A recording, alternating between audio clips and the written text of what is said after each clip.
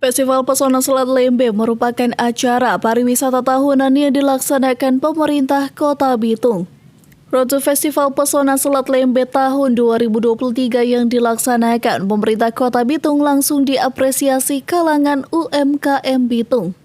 Bagaimana tidak, Festival Pesona Selat Lembe selalu membawa berkah bagi masyarakat Kota Bitung, terlebih kalangan UMKM.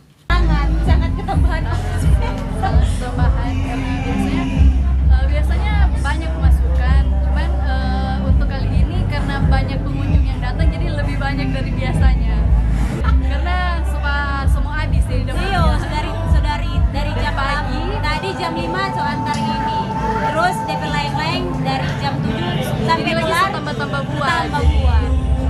Tak hanya kalangan UMKM, pencinta seni pun merasakan dampak positif dari FPSL Kota Bitung. Untuk hari ini banyak yang datang ke sini. Ada yang bikin tato temporer, ada juga yang bikin tato permanen. Jadi rame-rame.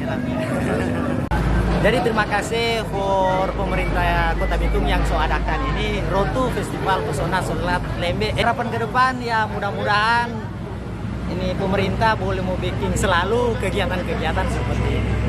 Masyarakat pun berharap FPSL tahun ini akan lebih meriah dari tahun sebelumnya yang sudah berlangsung sangat baik. Dari Kota Bitung, Brian Umbo melaporkan untuk Kawanua TV.